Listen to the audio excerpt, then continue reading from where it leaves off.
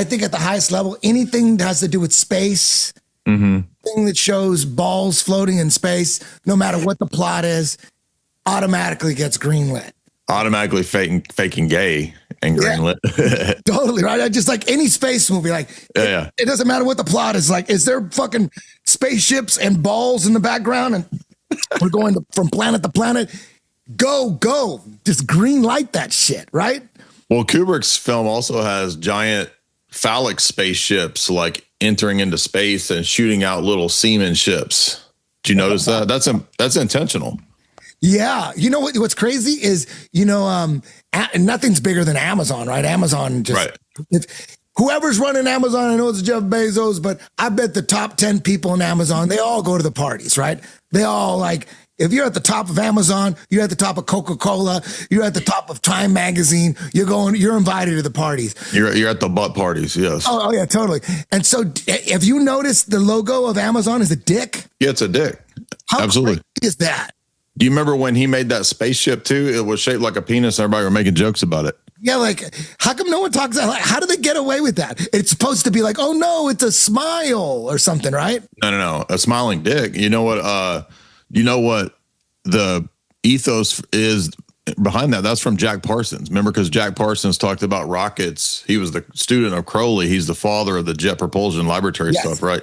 Yeah. So he talked about rockets actually being like little semen that we are shooting off into space to impregnate the galaxy. That's his terminology. Yeah. The whole Jack Parsons thing and JPL and I mean, well, that's the space program is again, it's like actually about sex magic. Isn't it crazy that like Candace Owens is just discovering this and she's talking about it? Like it's crazy. Yeah, right. It's all into it. And everybody thinks she's crazy. Everyone's saying, okay, Candace Owens, she's lost her mind. She has some good points about, Trump or whatever, but she's talking about fake moon landings. Okay. She's fucking lost it. She's a kook. Candace Owens is a kook. Meanwhile, she's probably smarter than most of them. Yeah. It's like, and she'll say some stuff I think is crazy. I don't think Charlie Kirk was a time traveler, and I don't think there was no, Amazon technology that the CIA stole that quit working in 2012. But the other stuff she talks about is stuff, the people in the conspiracy world have been talking about for a long time, especially anything to do with like sex magic, because in the Crowleyan view, for example, they think that when you're engaging in these rituals, you're tapping into entities in other dimensions that correspond to like constellations or the Sirius, the constellation Sirius, the dog star. Like that's what they think you're tapping into. So the whole idea of like aliens is directly out of like the Crowleyan ethos of contacting higher entities. So that's why these move. And a lot of the people in Hollywood are Crowleyans. I don't think Kubrick was a Crowleyan because I've talked to Vivian Kubrick a whole bunch.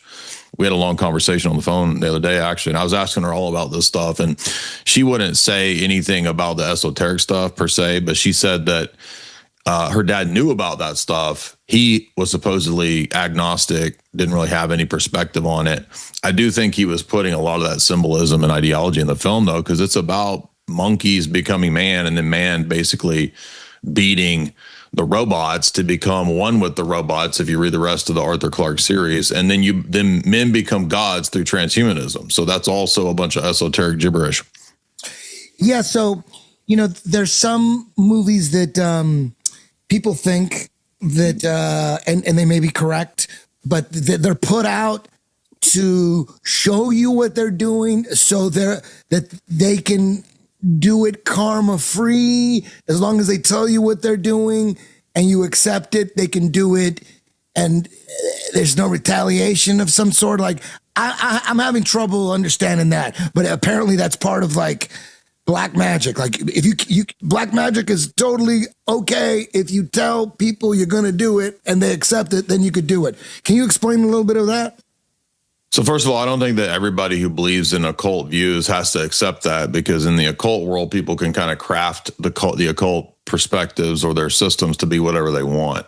And a lot of the people who do that, for example, again, I don't mean to harp on Crowley all the time, but like in Crowley's system, you could go up the grades of his OTO. And then when you graduate from that, what you learn is to create your own religion. So it's actually a graduate school in creating a cult or a religion.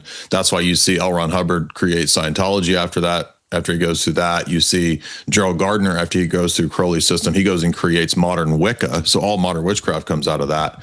And other people as well. Jack Parsons studied that system, and then he tried to create his Babylon working out of the Crowley degrees. So they don't have to necessarily be committed to some system, because they think ultimately when they graduate that they're God. So if you're God, you're not bound by some rule that says you have to tell people what to do. However, I do think there is a tradition, there is an idea amongst some of those people. You could read somebody like Michael Aquino. I've read some of his black magic works, and he thinks that when you gaslight people like that on a large scale, you already kind of mind fuck them, and then they are more susceptible to receiving information and messages later on. Because you ever watched that movie? It's a great movie. That movie Gaslight. You ever seen that? No. You should watch that. This is an old 40s movie by a famous 40s director. His name is George Cukor. And he made that movie about this guy who starts dating this woman who has a bunch of wealth, but the guy's a con artist. And he basically rigs all of these scams and cons in this house that he's built to make her think the house is haunted, but it's all just fake. But what he's doing is he's driving her crazy. Like, he's stealing her stuff and hiding it and then putting it back, so she thinks she's going nuts. Yeah. So basically gaslighting at that level, where they tell you things ahead of time, I think it just prepares people. It conditions people. It's part of propaganda as well, just on a propaganda level, not on a occult level, just basic propaganda. If you kind of lead people into this condition with that. But also, I think sometimes there's people who do believe in lesser magic that they can sort of, again, just sort of mindfuck people by giving them ahead of time or gaslighting them ahead of time and then later rolling it out. So I think all those things are going on. And it kind of depends upon who the director is, how tied into, Hollywood it is.